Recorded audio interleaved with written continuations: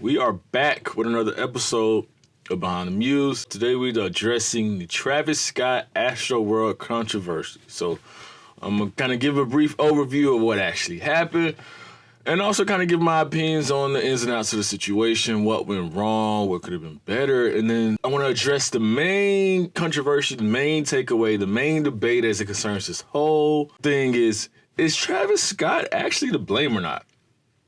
That's the debate I'm seeing now. So real interesting stuff, man. This situation has stuck with me for a few days. Very disheartening stuff, sad stuff overall. But without further ado, let's get into it. The crowd began to compress toward the front of the stage, and that caused some panic and started causing some injuries. People began to fall out and become unconscious, and that created additional panic. He went on to say that a mass casualty incident was triggered at 9:38 p.m., shortly after which his team transported 17 patients to the hospital, 11 which were in cardiac arrest at the time. So, for those who don't know, Astroworld Festival actually started in 2018 when he released his album of the same name. Now, that was the first actual festival. It was named after Six Flags Astroworld, which actually took place in the same place where the festival was being held, which is in Houston, Texas. Now, this year's festival was on November 5th and November 6th. It was originally scheduled for the 6th as well, but it was canceled after what took place on the 5th, which was that Friday. Over 500,000 people attended this festival, which is crazy. And sadly, the main issue was there were 8 confirmed deaths, 11 people who had suffered cardiac arrest, and over 300 people injured. Now, how do we get there? How do we get to that point? Those numbers are alarming. I don't think anybody can name any festival in our time where people have died to that extent. What went wrong? Because this is where I had to start breaking it down. Now, there were a lot of reports of cardiac arrest. There are some people who say that cardiac arrest was caused by drugs. Some people are saying fentanyl.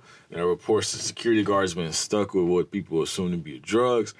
I'll be honest, I'm not sure how true any of that stuff is. If anything, it feels like someone is trying to solve themselves a fault, whether the law enforcement, security, Travis Scott, or Live Nation. Everybody's saying that it's fentanyl or the cardiac arrest was caused by drugs. Why would they not say that? Because that means it's not a failure on what they did. Nah, it's definitely more to it. There are reports of people rushing the stage and being stampeded, and because it was so hot and there was so much dehydration that people started fainting. You know, it was so much of a rush and it was so crowded that when they would faint, they getting trampled, that instead caused some of the cardiac arrest. Now, looking at the ages of the people who passed, so we have one 14-year-old, a 16-year-old, two 21-year-olds, a pair of 23-year-olds and 27-year-olds. You cannot tell me them niggas was on fentanyl. I'm sorry. You not finna tell me that. Now, some of them possible, and I'm not discounting that could have been the cause of some of these deaths. But to say that everybody died due to fentanyl is very unlikely to me. So what went wrong? Even before the main show started, we have to address the fact that there's a video out of people stampeding the entrance. Literally, from the get-go, people were crowding the entrance and rushing through, getting past security. A rage. You can literally see all this stuff on video. Now, what does that have to do with Travis Scott? There's actually screenshots and reports of tweets where he tweeted out when the show originally went on sale for tickets that, hey, even though we sold out, we still letting people get in. We sneaking people in. And people are saying that promotes the sense of that rage that allowed people to kind of just rush in. They're like, well, hey, Travis Scott don't care, so why not? And then we have this other incident of the age requirement. His father put him on his shoulders to protect him from the crowd surge, but that pressure overtook his dad, Art and Melanie. His dad passed out, his son fell from his shoulders, and he was severely trampled. I'm told by his family that all of his organs are damaged. He has very severe swelling in his brain. Why are people who are under 18, 21 even allowed into something that this haywire? The thing about festivals, this shit go crazy, man. I don't care what nobody say. If anybody who's actually been to a really high populated festival, you know if people are going to be doing drugs and alcohol and it's going to get rowdy, you do not want no kid in that. So when you have people who died who were 14 and 16, yeah, you can blame the parents, or you can blame people who allowed these people in. That's one thing. But that is also a failure of the people who put this thing together, because there was no need for that in the first place. Now, obviously, one of the things that I was going to get to was some of the lack of safety, the lack of resources to really handle this amount of people. Some of that is due to the organization that put this together, whether that's Travis Scott or Live Nation that you're blaming. Why do you have to have this many people? So, for example, when the tickets first went on sale, they were on sale and they sold out at 100,000. But on the night of the festival, there were 500,000 people there. So to me, that says that there was capacity for 100K. But the night of it, we saw a 500% increase in people. Now, why were those tickets even allowed to be sold? Now, yeah, we mentioned that in the beginning, for people rushed the entrance and they got in.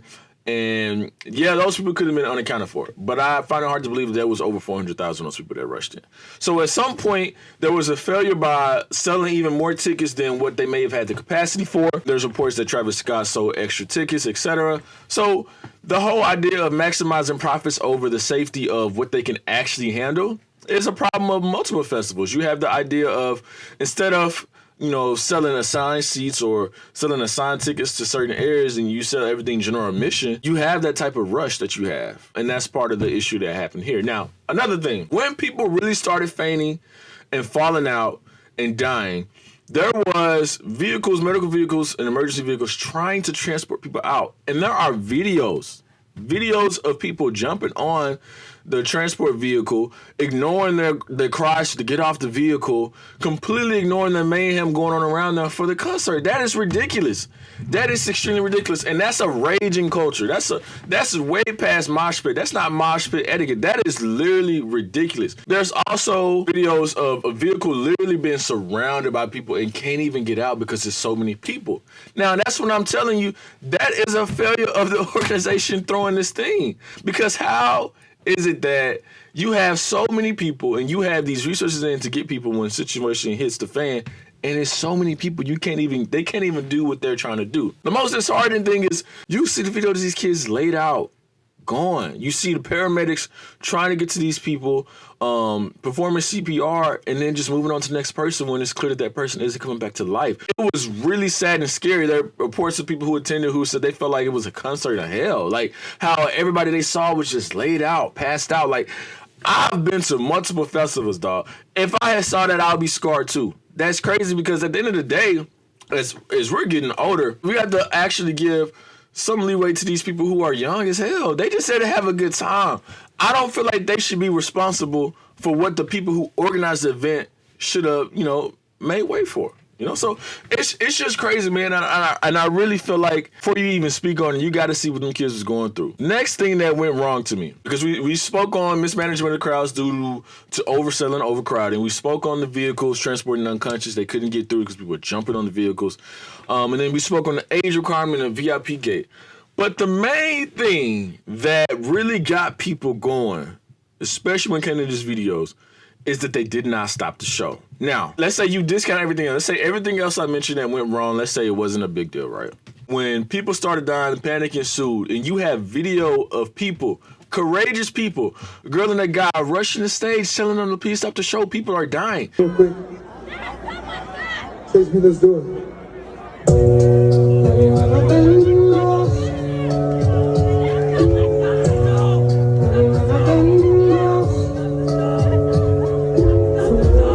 Man, there are kids out here dying. That's somebody's kid. I'm doing my best to stop the show. And that's, to me, because I'm thinking if I'm in that situation, that's crazy that you are so in panic that you're trying your best to get to someone who can control the show. So there's a video of this girl and guy trying to stop this cameraman, like telling him to stop the show. The cameraman is kind of like telling him like to kind of basically like move, like, he's trying to keep the show going. And to an extent, I can sympathize with all parties here. If you're the cameraman, you're there to do your job. You may not know the severity of what's going on. And then there are people saying he had a walkie-talkie, he could have called someone. There are conflicting reports on whether or not he actually had, a walkie-talkie to call someone who would actually be able to stop the show, or if he just had like tech people on his line. But some people are saying that he didn't do enough. And then you have the people who are actually rushing the stage. To me, that's rare. Who is rushing the stage telling people to stop the show because people are dying? I ain't never seen that. Like, who does that? So to me, To me, that shows the severity of the situation and the panic of, I gotta do something. And the whole issue of not being able to get people out, that's due to the overcrowding. The only thing that could have stopped the deaths to the point where, because I feel like to some extent, some people were gonna die just because it was already overcrowded. But when it came to people getting help, they were understaffed, just crazy. Because apparently, according to Live Nation, there were 755 security guards that they provided, and there were 528 police officers. But those are not medical professionals. Medical professionals were understaffed. There were reports of people who were having to get, carried out, and the lady who was carried out was unconscious. She woke up and went straight to work trying to help other people because the medical staff at the site were saying that they needed help. They asking her to help, and she's just a regular civilian. So to me, it's like, it got to the point when people are begging people on stage to stop the show. That just shows the severity of how wild this shit was. And I feel like that was a first red flag that the show didn't stop. Show kept going. You can literally hear in the background music still going. Okay. All right. Next incident. There is actual video, in to Travis Scott's defense, of someone fainting, and he basically, kind of organizing, saying, hey, y'all, go get that person, help that person out.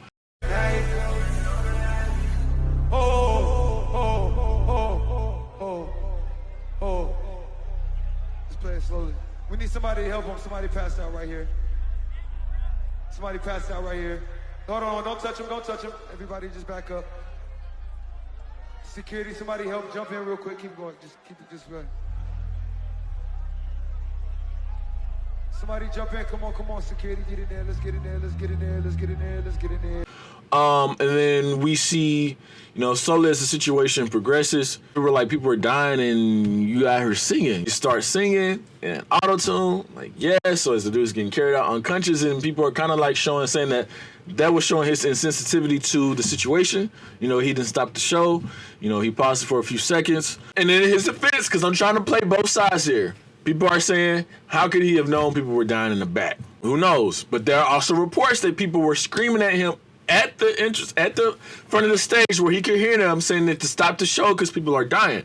They said that he just saw them and he kind of ignored it. There's also video of him being able to see the actual ambulance in the back. Now, remember I spoke on how the ambulance couldn't get out because it's surrounded by people. They're saying there's video evidence of him actually seeing that and not mentioning it, not stopping it, and not acknowledging it. It gets crazy, man. At the end of the day, whether or not you felt like Travis Scott was aware enough, or he knew or didn't care, the fact is the show didn't stop.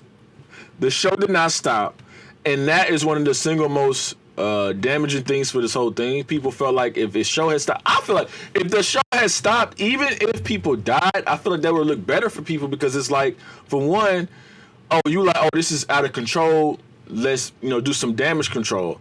But there was none of that. Now, for people saying, this is festival, this is what you get from coming, that's cap, bro. You see multiple videos of multiple festivals of people who do crowd control. They have the resources in place to where, okay, this is getting out of line. Hey, let's pause things. Let's get everything in order. Even the people performing. There was none of that with Travis. You had that one moment where that one person passed out, but yet there were 8 people dead, bro. That's not enough. 300 people injured. Not everybody who fainted died, but there were multiple people who fainted. The reports, videos. So it's crazy. So I feel like if he couldn't actually see, if we actually play with the idea that he couldn't see that all that was going on, that's their own fault, though.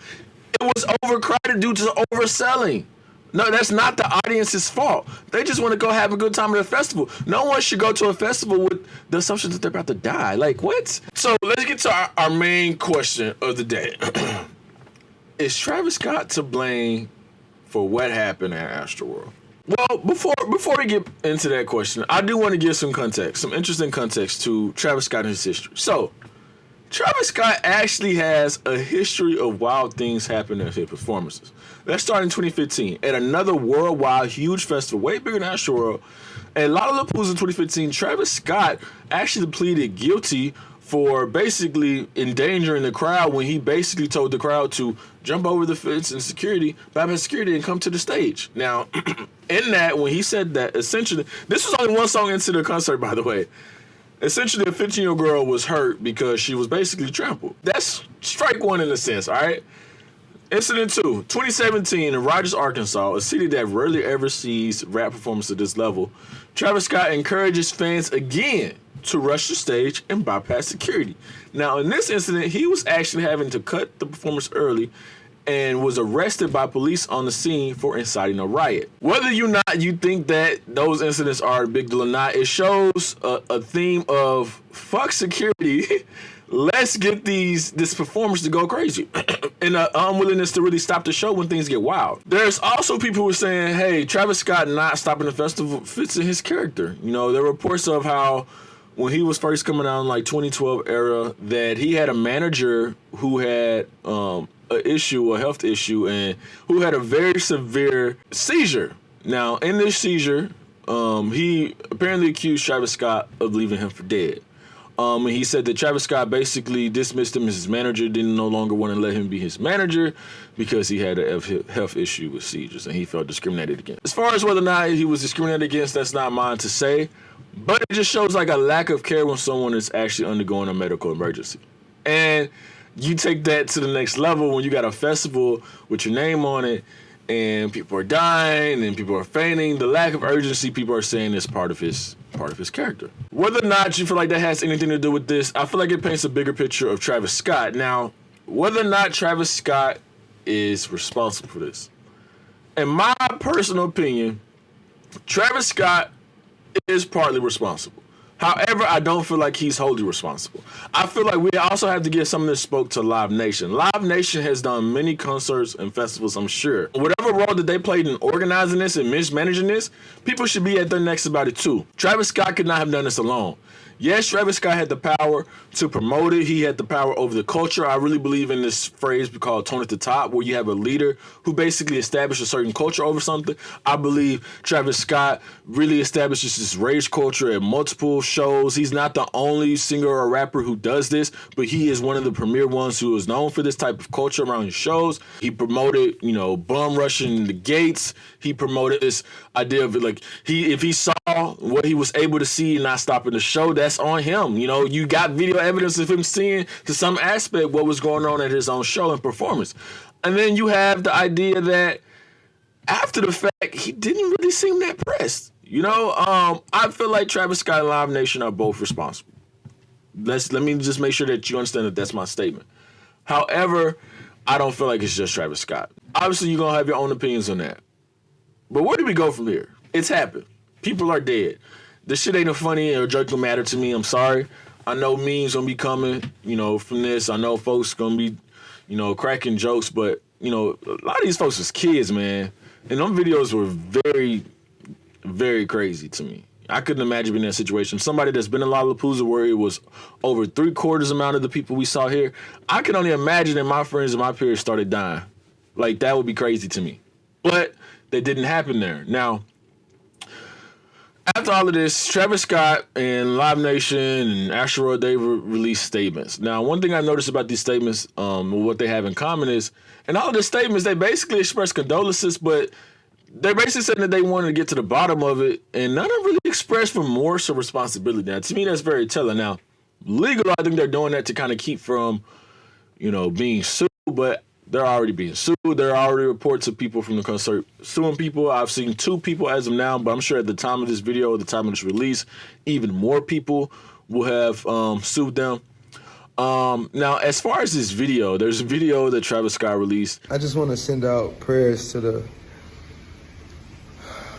ones that was lost last night.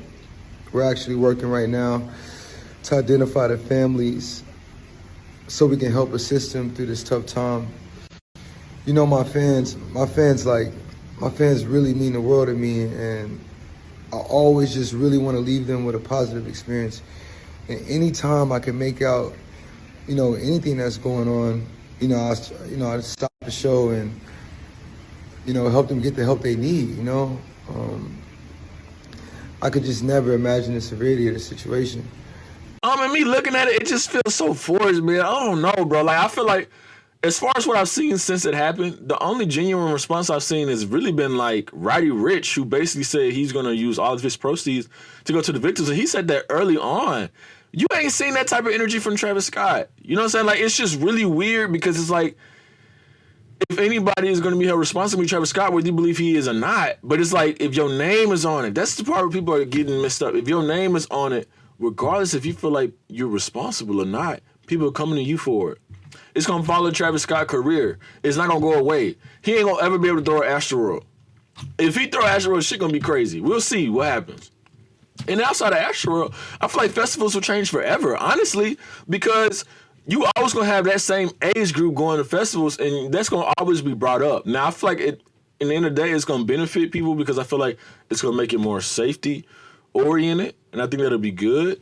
But you know, it's just crazy, man. I'm really curious of what you guys think. Please, you know, in the comments, let you know whether or not you think Travis Scott is actually blamed. I'm sure there's gonna be some back and forth. You know, I do feel like some of y'all defend these celebrities as if these niggas is paying y'all. But at the end of the day, you are entitled to your opinion, just like I am, you know,